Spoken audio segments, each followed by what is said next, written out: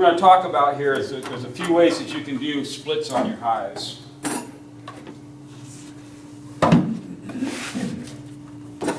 There's one they call a walk-away. What a walk-away is you go through your hive, you check it out, you go through the frames, and you look for a frame where the queen has been in the last couple of 2-3 days, and she's laid eggs in. And you can grab that frame, grab another one that's full of brood, some honey, some pollen, some of the bees, and make sure you do not have the queen with it. And you can place it into a nuke box, or you can place it into another 10-frame box. Just don't put that many frames in there. Just slide them over where you're running 3 to 4 frames in there, 5 frames at the most. Feed them and take them to another location. They'll make another queen. Another way you can do it is you can take and go through your hive box, find your queen.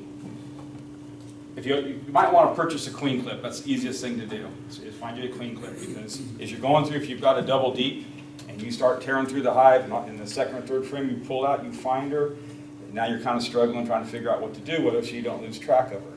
So if you put her into a queen clip and hold on to her, you can set her off to the side and you can start going through your hive. And what you can do is, if you have a double deep and you've got, say you've got 5 frames of brood in each half of the hive here, you can take and you can divide this hive in half. You can take one box off and put a bottom board on it, and then take your queen. You're going to put her back in that box and take her to another location. You don't want to keep her in the same location. You've got to knock the swarm sense out of your bees. That's even more so when you start tearing through your hive. You start seeing queen cells like I'm seeing in mine. Some of my hives I'm opening up, they're double deeps. They've got 20 queen cells in them. So what I'm doing is I'm just going through and I'll take and make a couple of 2, 3, 4 splits off of it if there's enough bees that allow me to do that. And then I'll take some of these frames that have the queen cells on them, and I'll find the largest, nicest looking ones on there, and I'll maybe leave 2 in that split instead of leaving a whole bunch of them. Because what happens is, when that queen hatches, if she doesn't make it around there to kill the other cells that are on those frames, you take a possibility of a second queen hatching, and now you've got a mess on your hands. That first queen is not able to fly maybe by this point, so she goes out the door and hits the ground, and half the hive's on the ground in front of it. You got the other half in here with a new emerged queen, so it can lead to a lot of problems. But easiest thing to do, what I do, I run anywhere from 300 to 400 hives. So the fastest thing, and I work by myself these days, but I for some crazy reason decided to put my daughter through school, which was my help, and she graduated, got certified, so I don't see much of her anymore. And so what I do to make it real quick is I'll take and I'll walk in the yard, I'll pull the hive apart, and as soon as I pull the hive apart, when you do that, you want to flip your lid upside down so you don't squish a bunch of bees. Look on the lid, your queen may be there. If your colony is super, super crowded and she can't find anywhere else to lay, guess sometimes where she goes? She goes up on that and she's sitting on that lid. You pop that lid and she's right up there on top. Yeah. Especially if there's burr comb. She might be right up there in that burr comb on that. But you can pull one of your hives off, set it on your lid on an angle so that you've only got 4 small sections so you're not squishing a bunch of bees. 10 bees instead of 100. And then what I'll do is I'll take and I'll go through the hive. Okay, so I'm going through my hive, I found the queen, I've got her in a clip. So I set her off to the side, on the side of the box here where the other bees can tend to her. I start going through it, I'm looking for how much brood I have, how much pollen I have, and how much honey I have. If I've got enough here to make 3 or 4 splits, I'll do that. Typically right now what I'm seeing is most of mine are just, I'm dividing double deeps. So I want to make sure I've got the same amount of brood here and in this box, same amount of honey, same amount of pollen. So what I'm going to do is, if I'm doing this and I can't find my queen, what I do is I take this box, I check, see what I've got, take this box, check what I've got in here, make sure it's evenly split. Okay, and once I do that, I now take and I pull each frame out individually, I inspect it one more time to see if I can spot the queen, I shake all the bees off. And I shake them all into the bottom box. Now I know where my queen's at. So there's nothing left up here but the brood, pollen, and honey.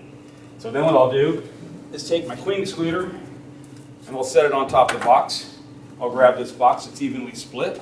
I'm going to set it on top, put the lid on it. I'm going to walk away. I'll either come back that evening, next morning, or the following day. I take a set of bottom board down next to it, pull that top box off, set set it down on it, that's going to remain in my bee yard. That's one's not going anywhere. I'm going to put a top on this one here. I'm going to take it to a new location. The queen's in this.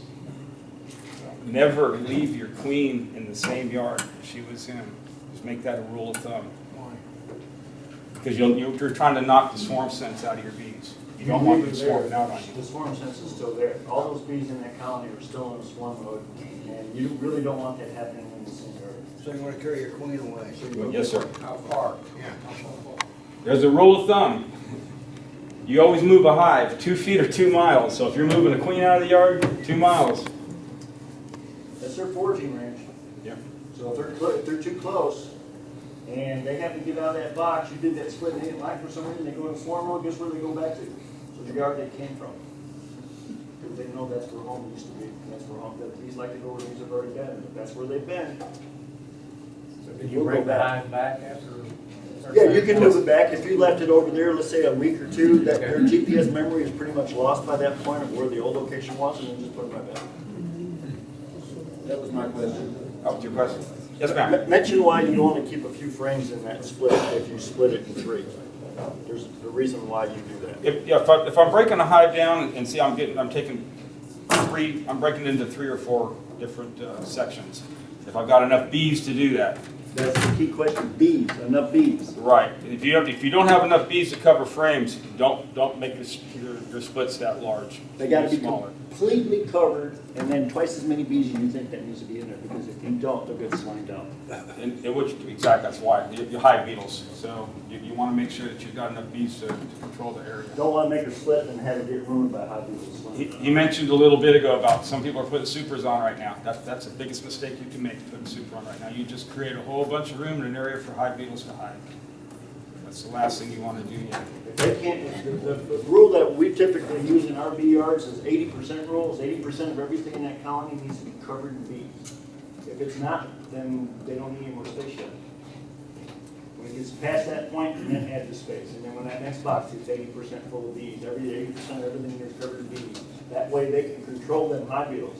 You got 2 empty frames out there, you only got bees covered in 5 frames inside, guess what's going to happen to them outside frame? They're full of hive beetles. You pull them out, with 50 of them sitting there in that empty colony. And we didn't lose the hive, and the bees aren't keeping them in check.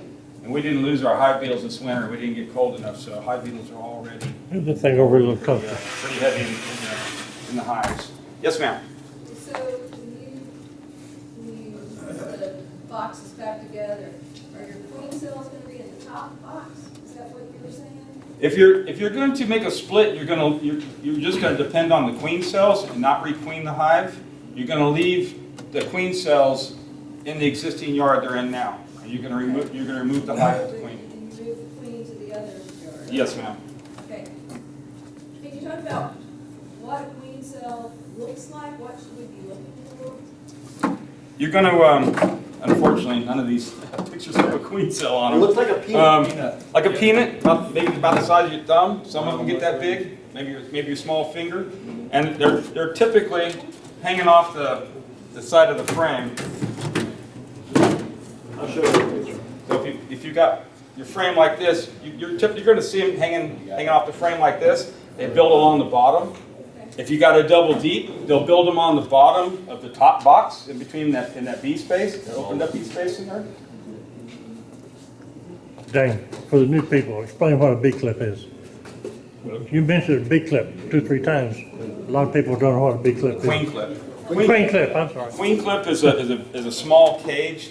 It's the louvers in it are about the size of a queen excluder. She can't get through it and can't get out of it. It looks like a closed hair clip. Yeah. So you can just carry, every one of my bee suits got one in the top pocket. I carry that in a crayon. If I got to make notes on a hive, I get into a hive and I see a problem, I see an issue, or I see I can make 4 or 5 splits off that hive, I make notes on my lid. And I use crayon because it just lasts for a few months and then when it rains it goes away. So that's something else you might want to consider as well. But the splits are fairly easy. They're nothing to get scared about. You just mainly want to make sure that you have an even amount in both boxes if it's a double deep. If it's just a single deep, then go through it. And if you find that you have, in a single deep, that's a 10 frame box. Say you've got 5 or 6 frames of brood, you can make a split on that as well. So that'll keep them from swarming out on you. Our summer, our spring started early, way early this year. So that's why we're seeing the amount, or I'm seeing the amount of queen cells I'm seeing in mine right now. I don't know about you all. If you all haven't gone through your hives, I strongly recommend you take a look at them, get them open. Yes, sir? If you get rid of the current queen, if you're gonna re-queen, let's say you just said, oh, I'm gonna get, if I'm suspecting it's gonna swarm, if I re-queen, then you don't swarm, right? Is that correct? If you're going to requeen, you need to find your existing queen, pinch her in two, wait a couple of days, and then you're going to install either a queen cell or a mated queen. Either way, but you want to wait for a little bit. If you make that change immediately, there's a good chance they'll do what they call balling her. They'll attack her. Right. That's the queen clip. Huh. So what you do when you find your queen is you just very gently open it up, work down to the frame where you make sure that she's in about the middle of that, and just slowly close it. She's trapped. Now you can just set it off to the side, and you can start working your hive. The worker bees can fit in and out of these little slots. They can crawl in and out of it really easy, but the queen can't fit. The butt's too big. So she's Hey, stuck. Dane, when you split the two boxes and you have brood between the two boxes where you actually, put honeycomb and connect to the top frame to the bottom frame. There's a lot of drones being built other places in the hives on the frames. So. Okay. Now, you don't necessarily have to scrape it all off. Remember, that's a bridge that the bees also build between bottom box and top box, so the queen can travel up and down. She can't jump. Yeah, She's too fast. Two walks in the Well, hive. the concept when you pull the boxes apart, You'll see that comb connecting connecting the stuff and all Yeah. that damage. Yeah, and they do that so they can travel back and forth between the boxes. Okay. Yes, sir. When you split and you put in a box queen cells, and let's say there are 4 or 5 queen cells, do you put all of them there, or you just eliminate some of them because there may be too many? If I'm just making one split with it, I'll just put a frame in there. I just leave 2 cells in there. 2 cells. You know, I don't want a whole bunch of them in there all hatching at the same time. It just opens the doors to a lot of problems that way. If you only have 2, whichever first one hatches out, she's going to go over. She's going to chew the side of that cell. She's going to turn around. She's going to reach in there. She's going to sting the other one. Eliminates that queen, and then within a day or 2, 3 days, she's going to take her mating flight. And I've seen as many as 20 cells on the same frame. Sometimes, I showed Dane last year, she ripped one all around the entire side and all the way across the bottom and up the other side of the cell. There's 22 cells on that frame. I'm seeing lots of I them. saw one on Facebook yesterday with 47 cells on one frame. She went all around the entire frame. So how do you decide which is the best queen cell? Eeny, meeny, miny, moe. Larger, the larger, longer ones is a larger queen, a more advanced queen in that cell. Those are the ones I typically keep. You'll see them, some of them look be real squatty and short. I'll eliminate those real quick. Most of that cell size depends on how much royal jelly that the workers put in there when that larva was inside that cell. The more royal jelly they put in there for that queen to feed on, the larger they make the cell because they know she's going to be bigger because she's had a lot more protein. You talking about taking away the existing queen? How long you take her away? Well, you're going to move that whole colony. Yeah, how long you move it So away? you can move it for 4 or 5 days and then bring it back if you wanted to. I would say at least longer than 3. They have a pretty good memory up to about 3 days.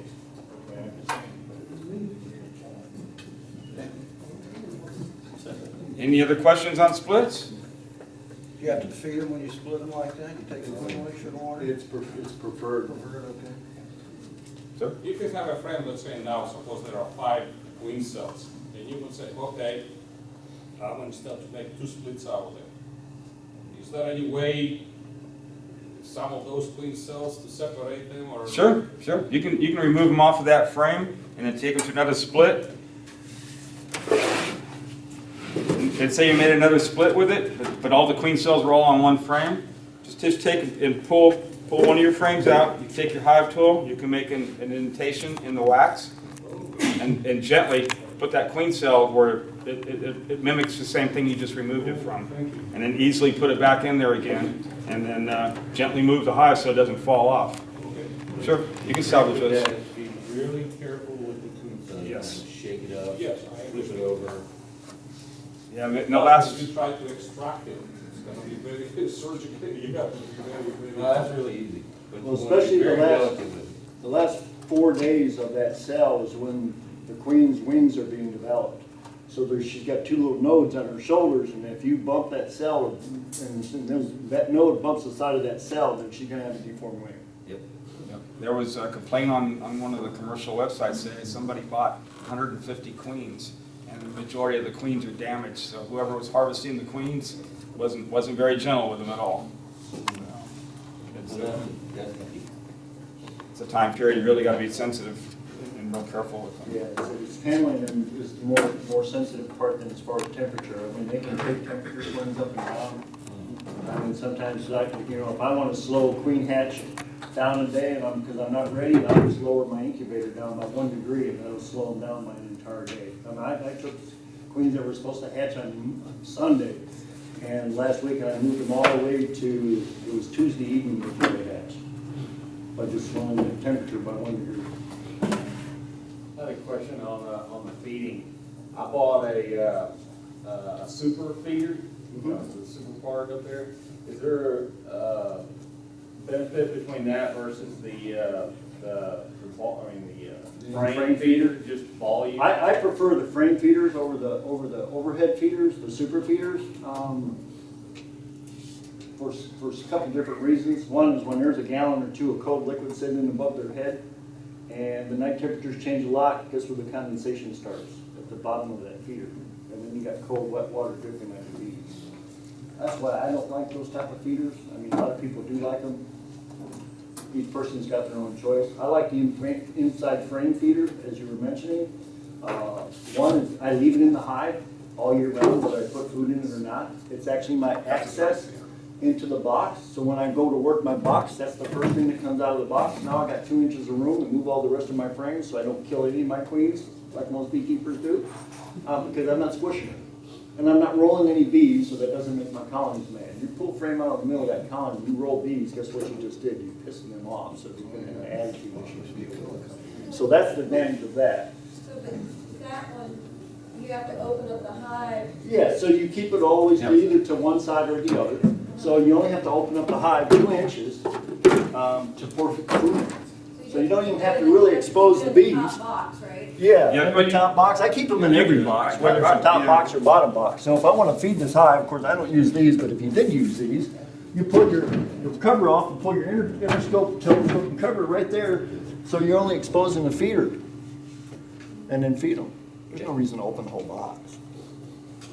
Keeps your bees from. That's the safest way.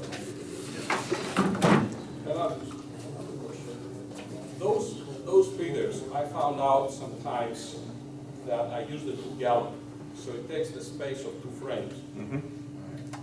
But in reality, and I use 10 frame boxes, but in reality, those 2 frames, they're not enough for those to fit in. They're not that precise. So I'm forced to take out an extra frame. That's because you went to the 2 gallon feeders. If you stay with the 1 gallon feeder, you're actually a ½ inch less, and you can actually put 8 frames in that colony. You could put 9 if you wanted to squeeze it, but 8 fits good. But I just don't want to feed them all the time because of reasons that you explained earlier. So the 2 gallon is just, I'm content with the 2 gallons. But then, because I am left now with, let's say, supposedly with 8 frames, then they will not fit in there. Therefore, I'm forced, just take out an extra frame. So I remain, therefore, I have, let's say, 7 frames now in the 2 gallon feeder. How many hives do How you much run? damage do I cause, or what are the effects of that? Nothing. Nothing?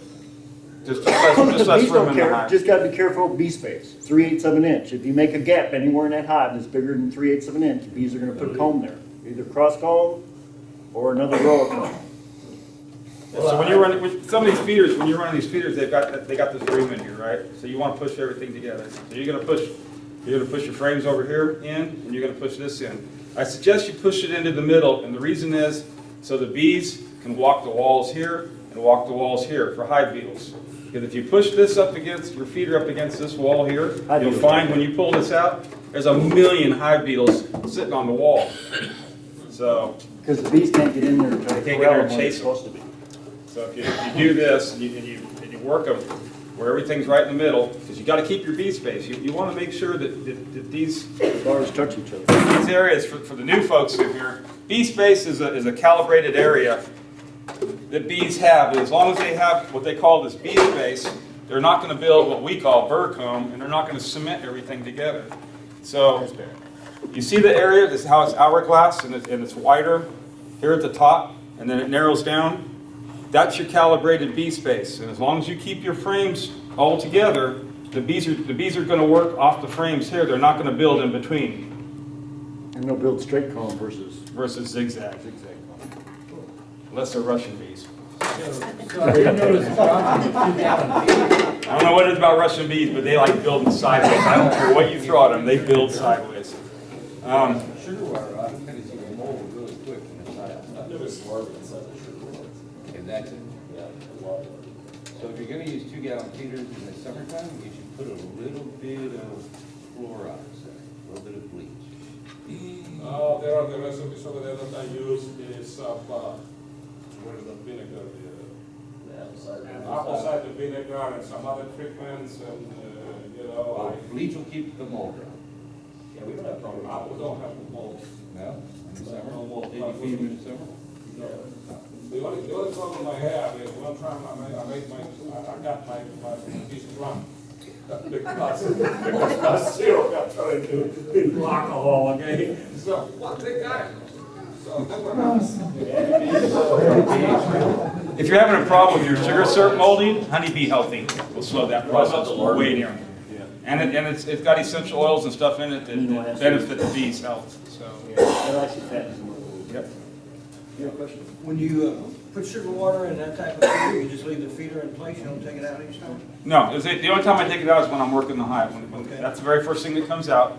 And once I pull that out of the hive, then I'm able to slide frames sideways and manipulate my frames out. Because you never want to have all your frames or a feeder like this in there and then reach in here and grab a frame out just anywheres. Because then you're going to roll bees. And the chances, if you're in the middle of the box here, the chances are pretty good you're going to roll the queen. If you roll your queen, you can damage her really If easy. you roll your queen, then you dial 832-887-6141 and say, I need a queen.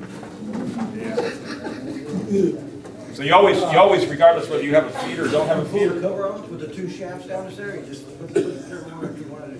Yeah, just one of the Yep. holes. It fills right up. If you don't run that style of feeder, like why run mine open like this? Yeah. I use chicken coop wire. I take chicken coop wire and I fold it over a couple times that size and I put it down there so that you don't drown bees. So Or when you you fill buy this them full with your cap and circle. ladder. Yeah, Yep. cap it on I use cap and ladders in my house. Are y'all eliminating the top cover that goes underneath the lid? Yeah, he just doesn't. Me, I don't run them. You don't. I have yet to have anybody explain to me what an inner cover does and the purpose of an inner cover, other than harvesting hive beetles. Well, it keeps them from gluing the lid down. They glue that down. What about larvae, like worms inside of the feeders? Because I'll notice in my hives, whenever I'm going to go refill in the sugar syrup, I'll see a lot of these little worms, just floating around. Well, they'll check to see what they look like, and They what look their like legs wax. look like. They're either wax moth larvae or hive beetle larvae. It's probably hive beetle larvae that's gotten down into the sugar syrup because they like to eat that. Because they eat They the are small, white, and very tough. Yeah, so they're probably hive beetle Hive larvae. beetles, yeah. So that means you've got hive beetles in your hive that aren't being controlled, or the hive beetle's actually gotten inside that feeder and laid eggs up in there somewhere. They hatch in 3 days after they're laid. So I bought the chicken 5-gallon water feeders, and then I filled the trough with chain, right, the small link chain that the bees will get in between it, and feed that outside. And I also put I homemade little jobs. The bees can't get inside of it when it gets down low, so I'm killing any of them. And I put out, it goes really well, keep the sugar out of the hives, take it away from the hives, they have to travel to get to it and go back, and it goes really well. Yeah, making them work for it is nothing wrong. I mean, we open feed all the time because we want bees. They're gonna be foraging, it's warm out, it's 70 degrees outside, they're gonna go out and look for it, might as well give them something to find. Yeah, so I have 8 hives, and they're going through between 20 and 32 pounds of sugar water a day. It's crazy. Yeah. Wow, that's a lot of sugar. You can also, you know, you were talking about how you have the double feeders in yours, a 2-gallon in there. Yeah, you can always. I don't know if you saw a few months back they had me do a class here on open feeders and the 5-gallon bucket. Yes. So that's another option. That's 5 gallons of syrup Yes. that you can take out to a yard and you're open feeding, so you don't have to worry about dealing with it in the hive. And you can go back and add your frames back to the hive. So what I hear then now is, instead of having those 1 gallon feeders like this, then you can put an open feeder outside the yard and let them go. Yep, and they'll just work off the rim of the bucket. You're inverting the bucket, so they're working off the rim of the bucket. And it's 5 gallons of feed. I take a lot of that out to my yard. Sometimes I don't. It seems like here, when they're really needing to be fed, all of a sudden our temperatures drop. It's too cold to be popping lids, so I'm forced to feed them. So the only way I can do it is to open feed and hope the temperatures come up enough that they're going to fly and go to those buckets and eat. And they typically do. It warms up enough during the day that they'll go and fly to it, and that way, you know, they got some source of food coming in. These would fly at 45 degrees if they're really hungry. They'll even feed in the rain. Yep. We're not hungry. Chuck, right? Yes. The one thing with open feeding is, like Chuck's feeding his neighbor's bees as well. Before I got any bees into a hive, I was open feeding just to see who was in the neighborhood. And I would have bees from all over the place. Steve said I had at least 5 different colonies coming to my hive, to my feeder. So I was putting out like half a gallon of syrup, and within like 3 hours it would be gone. And I didn't have any bees.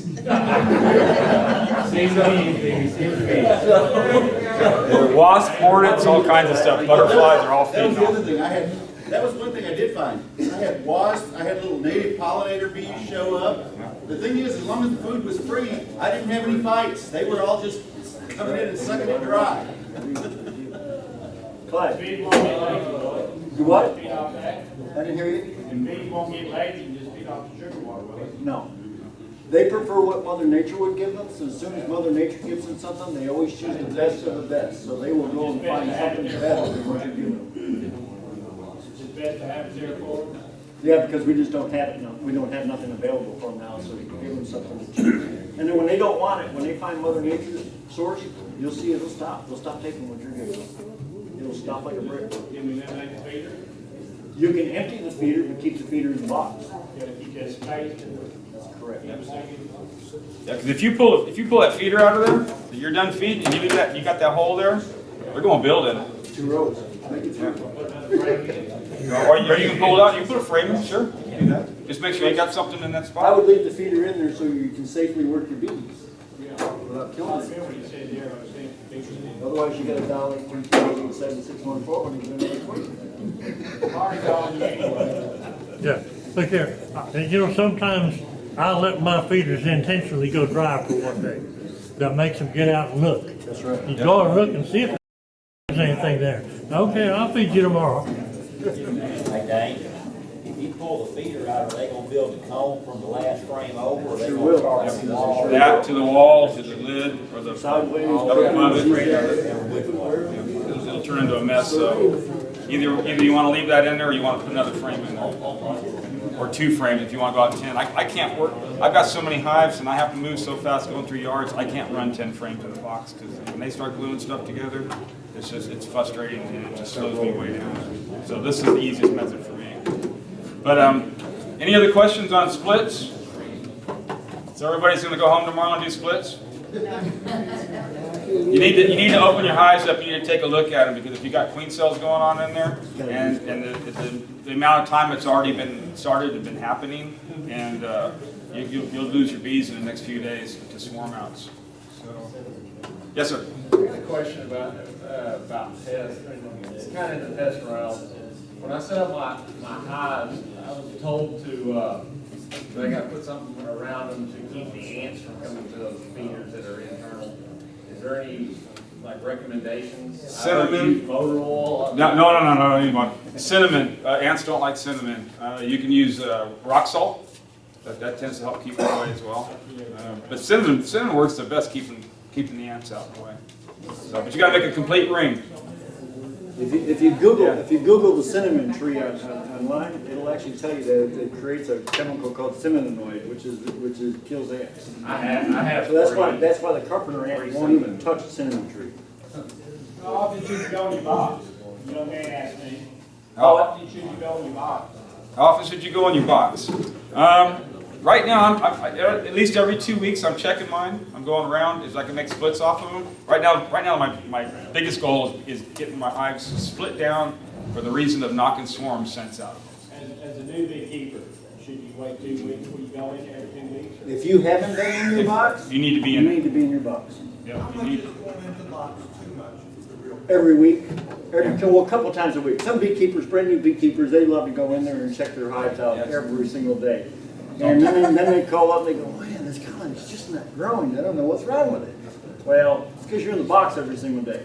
And remember, you should only really go in your box when there's a purpose. And that purpose is to find something. If there's something wrong, or if you want to check for a queen, don't hunt for the queen. If you see eggs, get back out of the box. The quicker you get in and out of the box, the faster your colony recovers from you being in the box. They don't like us being in the box. They didn't invite us in the door. They didn't say, hey, come on in and move us all around and shake us up and, you know, shine the light on our eyes and give us headaches and all that kind of stuff.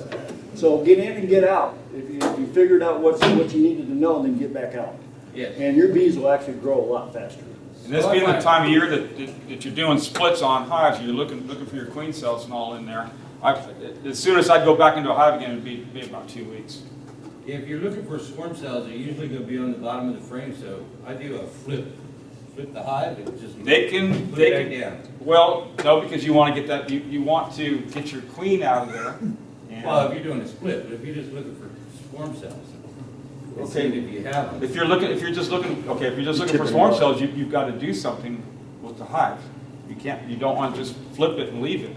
No, he's talking No, about flipping it up. flip it up and look for. So typically. Oh, you mean flip it up like this? Yeah, typically your swarm cells are on the bottom, Yeah, so you but can they do could a be- quick inspection just by flipping it up like he's saying, and then looking at the bottom of the frame, So see if you you see realize cells. they're being- Doesn't necessarily mean that's where they're gonna put them all. No. They may put some up on the side, there may be a couple up in the middle somewhere, Don't put them on the top rail up here. so you could miss some. I mean, there could be 4 down here and another 4 up in the middle of the frame. And if they stack their comb, which they do when drone season's on, like right now, this will be a regular, this will be filled out foundation on here, and then they'll build another section that kind of sticks out between this and the next frame. They'll stack it, and they're building drone brood right there. Well, I've also seen them tuck queen cells behind it. Behind it. Yeah. So it's you really want to get in there. You really want to pull the frame out. You want to inspect the whole frame, and then move to the next one. Find those queen cells, and then make your split. And if you're working a double box, like let's say this time of year, and it's full of bees in both boxes, by the time you get done doing that, about 80% of your bees are right here. Because guess why? Because you've been in the box. You've been where they don't want you. So you've moved everything around, and they get the hell out of the way, and they come to the front of the hive, and you'll find most of your hive sitting out here when you get all done. And when you're going through your hive, and you're looking for your queen cells, and you're looking for your queen, make sure you put your frames back in the same place that you got them from, and the same direction. Because if you turn it around, flip it around, you just throw your bees off. And it confuses them that much. The queen lays in a pattern, in a circular pattern. So if you flip that and she knows where, let's say she laid all day long like we were watching at a rodeo, she spent most of the entire day on one side of the frame. Right after lunch, she went here on this side, and she spent the whole afternoon on this side of the frame. So if you flip that around, and let's say she was going to go to this frame next because it was empty, and then you moved everything around, now she got honey next to her or kept brood, well, you just throw her whole mapping is off. Her GPS has been thrown out the window. So now she has to figure out where everything is because she knows where she's laid, but now she's got to go find it again. She's got to map it all out. And the other thing you'll find is when the queen's laying, if she's laid this side up, she starts typically in one spot and makes a circle and gets larger with it, and she's filled this side or laid this side up. She may just do this area right here, and she goes around the other side of the frame. She does it just on the opposite side. The reason she does that is because those eggs and that brood developing in there, they need heat. So while the bees are keeping that warm, we're doing the same thing on this side with it. So they're being the circumference they need is all the way around the entire brood. So you'll find a frame, if it's just laid up in a small section here, 9 times out of 10, it's the same thing on the other side. And an easy way to keep your frames oriented is take a Sharpie pen or a magic marker out there about 2 inches from the end, just draw you a line across every frame. And you pick them up and look at them, you can turn them around and drop that black line on the same side of the box all in a row. It's worked for quick and easy. You learned that from Mike. Or that crayon in your pocket. You learned that from me. Oh, you do it. Yes, sir. I have a question. I have a couple. I carry one all the time. And to me, the reason was unknown, or rather I found some words, some little things like powder looking, flour looking, so I decided therefore, the question here is now, how do I clean the hardware? And basically to use it again for new bees, but if there were any diseases, then how do I clean the woodenware? So what I have done so far, and I don't know if I'm doing the right thing or not, besides putting, let's say, some of the frames in the freezer, for a few days, then for the boxes, what I have been doing is I put them in a plastic bag. There, throw that wax away, that frame goes back in, the next nectar flow you have, or if you're feeding sugar, they're going to fill it back out again. Okay, you take your pipe tool and Scrape it off. Yep. They're finding a lot of issues are left behind when you have wax moths. Okay. So the best thing to do is just scrape it down. If you get slimed, my suggestion is get rid of the whole frame and get a new one, because when they slime it, that hive, there's a smell that's left behind that the bees just don't seem to want to touch. I've tried 15% bleach water, clean them out, leave them sitting out to air out, and they won't go to it. So as far as your box goes, if they slime it, it gets on the woodware, I 15% bleach solution, power wash, and then I leave that box alone until next season. If you lost your hives to wax moth, and you already had an issue already in that hive before the wax moth took it out. The wax moth and hive beetles are a secondary problem. There was an original problem that created that weak hive, and that's why they took advantage of it. So if you lose the hive, then it was either too weak, or you had too much space and they couldn't defend it, or they were sick, viruses, and they just when everybody's sick, what do you want to do when you're sick? You just want to sit there and do nothing. Well, that's the same thing that happens to our bees when they're sick. I just want to clear up one thing that he's saying. You're talking about mothballs. It's not the form, but what people call mothballs is naphthalene. Yes. Naphthalene is toxic to the bees. The paradichlorobenzene is the paramoth. And you'll find they'll be right side by side on the shelves in the grocery store or wherever you're getting it from. So make sure you're reading paradichlorobenzene as the active ingredient and not naphthalene. Your Walmart laundry section, little bottle about that tall blue label. Yes, ma'am. You were talking about doing the splits, and you're saying something about numbers of bees. So if you're not seeing like bees on every frame, but you're seeing a lot of queen cells, what do you do? What I would do at that point, I would probably knock all those queen cells off, except for a couple of them again, and I would go ahead and make a split and move the queen and divide the bees down as much as I could, half and half. I would feed that hive with internal feeders. If there's not enough bees to cover all the frames, then put it in a smaller box. You don't necessarily need to put it back in a 10-frame box. If it's not a big enough split, then put it into a new box. Put it in a smaller I'm box. sorry, I couldn't hear the first 3 sentences you said, so I'm sorry. I said if there's not enough bees to cover all the frames, let's say a 10-frame box, then make that split, then reduce it. Maybe take 3 or 4 frames or 2 frames of brood and put them into a nuke box with a frame of honey and a frame of pollen. So just reduce the size. Until they get strong enough. Until they get strong enough, until this box is boiling over with bees, and then moving it back into a 10-frame box. And there are people that are putting as little as a 2-frame nuke.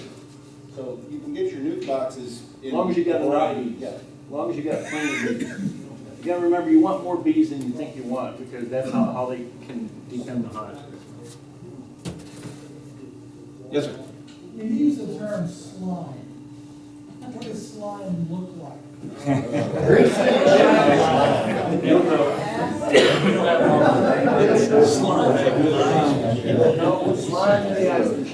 It's pretty nasty, disgusting when they do it.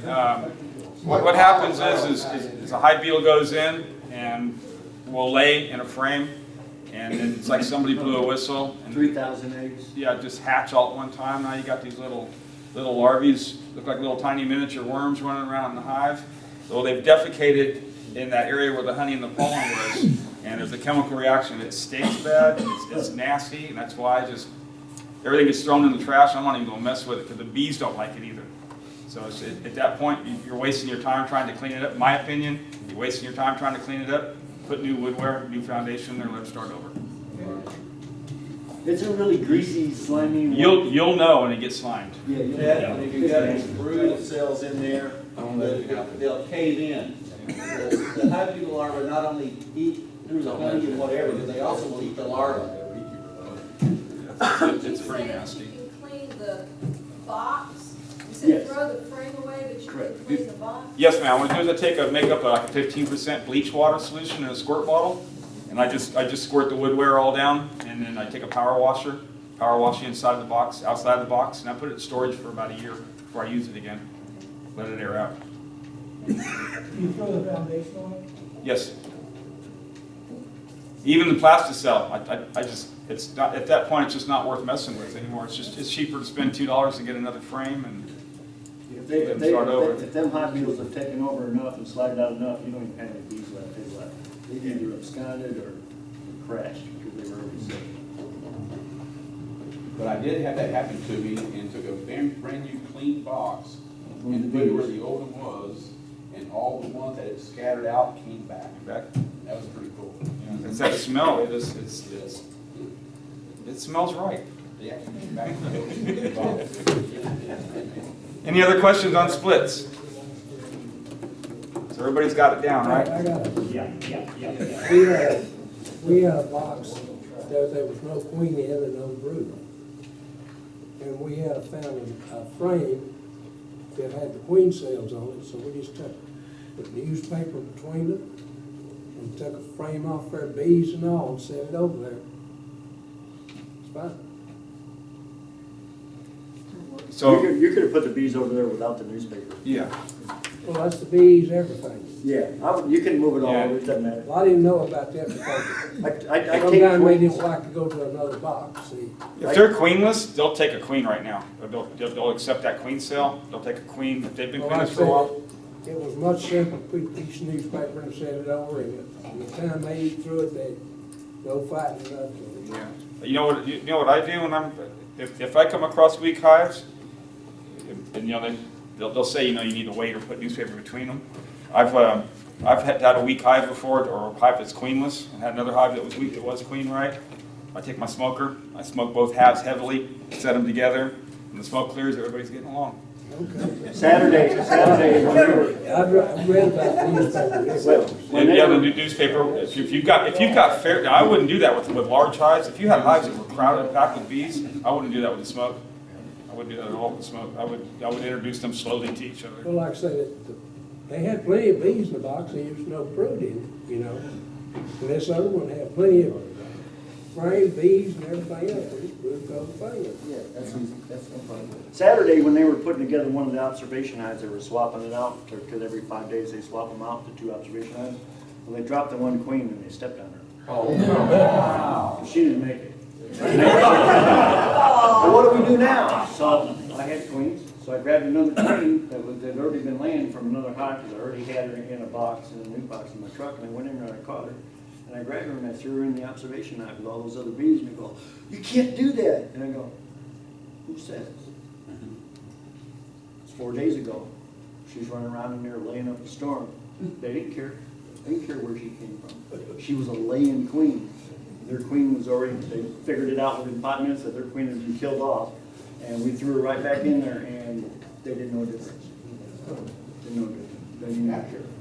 The first all the time, it was laying queens. The first observation hive I was filming for the rodeo, we must have stood out there for 30 minutes looking for the queen. Harrison, Steve and I, and there was a couple other guys from another association. I'm not sure where they come over From Harris County. But they were standing in the back kind of watching us, and we're going through, and we're just passing them back and forth. It's like, where are they? We went through 10 frames. All of a sudden this guy goes, hey, Find the hey, queen. what's this? What's this? We gave him the first frame to hold. We said, now hold that frame because she might be on that one. We're going through 10 frames here. We get all through all 10 frames, and him and I, we're looking in the box. Where the hell did she go? And then the other guy goes, was that her? And she's like, just running up his shirt and put her shirt. Went over there and caught her and stuck my hand, put a blue mark on her, and threw her out to the Yes, sir. For somebody that's gonna be setting up a hive, and I know, pests is a thing, is there any, like, beginners do's and don'ts to maybe try to Eliminate a pest issue? More than the mite from, I've heard of some kind of acid or something that you can sprinkle. It typically takes us about 5 years to keep them from 70 feet. No. My suggestion to anybody that's getting started is make sure your hive stays packed with bees on the frames. If your bees start dwindling down, pull frames out of the hive. Just make sure that the frames are covered with bees. And then as that hive starts to recover, build back up again, add a frame to it. Add a frame on each side of it, of that thing. Don't be one of those beekeepers that walks up to the outside of the hive and just goes, oh yeah, I got lots of bees flying, they're good. Don't be one of those. You gotta go in and look. So the meeting. If we have a weak hive, we can't find a queen, how long will that hive survive without a queen? Okay, have you searched the frame to see if there's any eggs being laid in it? We don't see any Nothing? brood or any eggs, but the bees have been alive for like 40 days. Okay, so the hive's completely queenless. Yeah. Do you have another hive? Oh yeah, we've got plenty, but the question is, do we just take a queen cell from one of those and take it to the weak hive? I wouldn't at this point, because if you put a queen cell in there, you're waiting for her to hatch. She's got to hatch, now she's got to take her mating flight, and now it's going to, then she comes back and starts laying, it's going to be another 21 days. You're looking at 30 days, basically, before you're going to have anything hatching out. Now, meanwhile, that hive that you've already got existing with the bees has dwindled down so low that the chances of it making are probably pretty slim. What I would do is if you've got more than one hive, and if you've got several hives here, and you've got one that's weak, blend them. Okay, so the workers will work and play well together? Yes. Oh, absolutely. Okay. Yep. Especially if they've been queenless, you shouldn't have an issue adding to the other. They Okay, so don't just accept take them in the new box or just? You I would can. take them if they're on a frame, move the whole frame over. Now, we've got them in a little bitty nuke, but they just keep, Yeah, if they're on Dwindling one down. frame, just move the Yeah, frame that smooth they're the frame sitting over. on. okay. I mean, when we balance, when we go out through the yards like in January, February, when it's still kind of cold out, and we get hives that are kind of slower than other ones which should be, we balance the box. We call it balancing the hives. We go steal some hot frames out of another hive that's full of brood, and bees and all, we just move them right over to the other box. They don't care. Just make sure there's no, you're not moving queens As over. long as you're not moving the queen, they're happy. Doesn't matter what box they come out of, they will accept them just fine. Anything else? Moved thousands of frames, haven't lost a wood yet. Let's talk about swarms for a minute then. It's definitely swarm season. My phone's ringing off the hook, especially today. All kinds of bees out flying, and hives breaking up in two. There's several ways that we can harvest those bees. We do what we call swarm traps. This is one. This is a peat moss bucket, and you can buy these on Amazon all day long. And basically take a piece of plywood, mount it to it. I just run 4 screws so it's easily detached from that piece of wood so you can get your bees out of it. If you've noticed, I've got 4 holes drilled in this. And the reason for 4 holes is I can hang this 2 different ways. I can hang it off of a tree branch like this, or I can hang it from if the branch is big enough like this. This is the ideal way to do it if you're able to do it. And the reason is when they get in here and start building comb, it's easier they build it on this piece of wood than they build it on this peat pot here. So if they build it on this piece of wood, you can simply take, when you got a box like this, take a 3rd one, move all your frames out of the top 2, and they built on that piece of wood, you can put that piece of wood in there. You can brace that piece of wood up in there, and they'll walk right out of it into the others here if there's enough comb there. If there's not that much comb, and this has only been over the last couple of days they've moved into this, you can separate this and just shake them into a box. And they'll take off from there. But the ideal way to hang it is like this if you're able to. Something else you can use for a swarm trap, these nuke boxes. Just take some filled out comb, some foundation, that's old, placed it in there. They like the old stuff. Old dark stuff is very attractive to them. You can bait the box with swarm lure. You can pick this up from, you can carry this. Man Lake sells this, and a couple of other distributors sell this. Stuff works pretty good. It's expensive, it's 39 bucks a bottle, but there's 100 shots of spray in there, so if you collected 100 swarms, how much do you think that bottle worth? Make sure you just use 1 or 2 shots. Yeah. Yes, it's very Don't overdo strong. it. This stuff is super strong, and if you overdo it, you'll actually make the bees Run them leave. off. What does it consist of? Is it lemon seed oil or is it? I don't know what they put in this. They won't tell you. Yeah, it's a proprietary mixture. It's on the label. It's Parts of it is. yeah, not everything in there they got in there. They're very secret about this. Another thing you can use is you can go to any health food store, or I think HEB even has these, and lemongrass oil, just over in the oil sections there. This works great. A couple of drops just right down in the hole, and then hang it on. Let me see that. Oh, Hang it in the tree, and it's an attractor to them. One of the old founding members, a couple of the old founding members of this association, myself and another guy, he hangs these all over the Sugar Land area, and he traps bees all over the place. But we were in the truck one day going around, and he'd get out, and you'd see him over there, and he's baiting one of these and hanging it back up in the tree. He gets in the truck. After he got to about the 10th, 11th one, he putting the lid on it, kept putting it back in his pocket. Oh, no. We were just busted up, and he couldn't figure out why he had the old side of that truck smelling like that. After about 30 minutes of it, I guess this stuff tends to start burning skin. It made it even more funnier. But yes, sir. Let me ask you a question. This might be an oddball. I have lemongrass plants all over my property. Is that going to be a problem for me if I try to do that? No, not at all. It's kind of like my natural mosquito repellent.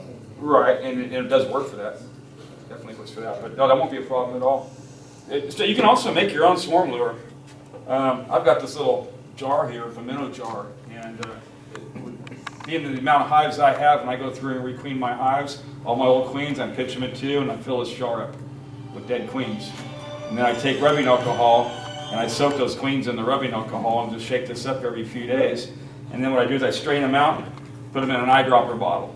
And then all I got to do is just take my eyedropper bottle, and I just drop a couple of drops down in here. The alcohol dissipates, and the queen pheromone's there.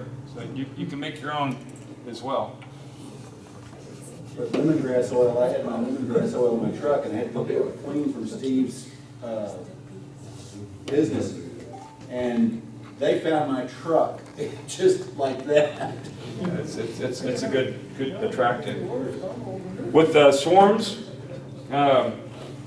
sometimes being up in trees where you can't get to them, I built one of these. You can go to, I got this at a beer wine shop. They make it. And the reason I got it there instead of like Walmart or anything is because this one's a lot heavier. First one I made was real thin. It was like one I picked up from Walmart. And the first time I went after a swarm in a tree in the branch, I got a little overzealous, and when I hit it, just split in two and made a lot of bees mad and me mad, so it didn't work very well. But you go to these wine shops, they make these out of peat, what they call peat plastic, PET, and they're real heavy duty. And I just got a compression fitting, plumbing compression fitting, and I heated this neck up a little bit. You got it shoved through the neck. So basically, and I got one of these sweep extension poles, so I get 25 feet off the ground, maybe 30 feet with my flatbeds down the back of it. So it gets me a long ways off the ground. Get up under one of them swarms, and then as I come down with it, dump them in a box. Thing you got to be careful when you're doing this, or aware of when you're doing this. If you've got 20 feet of pole out there, you better make sure that box is about 20 feet away and not right in front of you here. Because all of a sudden you start running involved. Ask me how I know. And so, you want to dump them out as fast as you get them in there. You hit the swarm, and when you're coming down with it, you want to measure and make sure that box is at the right distance to dump in there. If you got two people and you're that kind of length, it's even better because somebody can get the lid on it real quick. I also recommend if you're going to do that, I've got an old white piece of cotton. It's about 6 by 6 foot. Set my box right in the middle of it, so that when I come down, if I miss the box or what have you, those bees they'll walk right up into the box if you miss it. So if it's on the ground, they might do it, but there's something about that white cloth, they just march right in. The most important trick about that is make sure it's a swarm and not a colony that built comb up on that branch. Because if you whack that one, you better run. You're running into those too. On this here, something I missed real quick. If you catch yourself a swarm in one of these, something I found that works real easy is I took a bucket and I've got wire in it. And what I do is I'll walk up at night, put this over the end of it, and I can walk it to my truck until I can get them into a hive box. That way you don't lose any of your bees. They got air. If you're not able to get to them until the next morning, you can use sugar water and spray bottle. Keep them fed. They get stressed out. They get hungry. So if you leave this overnight and not give them anything to eat with sugar water, then you start losing a lot of bees. Where do you put your sugar water? Just spray it. Spray the screen. They're going to be all in here flying around pretty ticked off. So you can get them. They'll clean it off each other, but they get fed. You can also build you one of these, and these also work for catching swarms. You can do the same thing. If the branch is low enough, you can reach it. You can get up underneath it, knock them in the bucket, and just drop your lid on top of it. And then what I do is I wait until late evening or night, and then I'll dump them in a box because they don't tend to fly too much. Keep your headlights off on your trucks or what have you. Go ahead and dump them into the box, and they should do fine. So that's some of the ways you can catch some of these swarms. If you're going to put these out, if you put them out in areas where there's water, streams, some of these bayous. I live over in the Pearland area, so we got a lot of that. The old drainage or the old watering system for the Waterways, big long line of trees, bees use those as their highways. I mean, they go to objects and then they use that object to fly. That's how they designate areas and map everything. So almost every cutout I've ever done for the last 20 years has been sitting in a house that's either sitting right on a bayou or in a creek or a pond. Bees live where there's water. They will not live in a desert area where there's no water. They can't survive. They need a ton of water. So they use those rivers. Buffalo Bayou up in Houston. There's one river between Boss and Highway 6. All up and down Buffalo Bayou, I get 30 to 35 swarm calls or bee removals up and down Buffalo Bayou. And every time I do it, it's on the patio. It's facing the bayou. Bees come down the bayou. They find the house. Boom. They stop there right there. It's just a great place to put swarm traps. Free bees. It just costs you initially for you can use scrap wood, make the backing on this. These things here on Amazon, if I remember right, they're like $4 or $5 a piece for these buckets. And the box, this cardboard box that I sell, this little wax one, but the cardboard one I sell is $8.50. So they're cheap. Hey, whenever you move a split and you move it in the daytime, what would you recommend? Keeping them locked up till the following day? Or it's okay to? Well, once you put them in a new spot, they're just gonna fly wherever you put them. We're going to do an orientation They don't flight. know anything. You don't have to keep them closed No, up? because they're gonna start mapping right off the bat. The minute they start flying Just out keep that box, them they're gonna closed start to mapping. transport? Yeah, Yep. otherwise they're gonna be inside the truck. That's I don't mind sometimes. and something you want to do when you're closing your hives up. You know, sometimes we forget we got a door on them, and I've done it many times accidentally. Forgot to pull the door off there and killed a lot of bees. I've done it to whole entire yards I've moved, and there's nothing worse than to go out there next day and check on them and everything's. That's it. So what I recommend you do is if you're going to close the door off, there's a couple of things you can use that the bees can move out of the way. One's paper towels. You can take paper towels, and in the width of this right here, you can take three or four sections of paper towel and kind of roll it, crumple it, shove it in the door. Bees will chew it up. When you do that to these bees and you go to move them into the yard, you'll pull that paper towel out. They've already started chewing on it, trying to get it out of their way. Paul Howard, one of the commercial guys, the only thing he uses is grass. Long, tall weed grass. He'll shove it in the doorways, block them off. Because that grass dies within a day or two, and the bees are moving it out of the way. So. Newspaper works really good. Newspaper. Yep. That's what the green sheet's good for. Green sheet.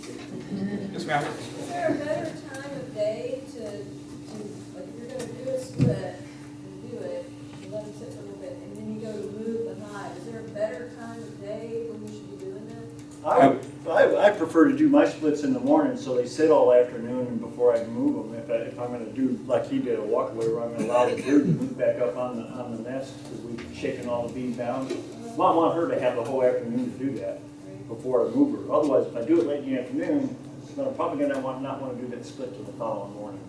You want enough time, because you're taking all the bees and then shaking them all down here. Those nurse bees gotta start working their way back up and start covering that brood up.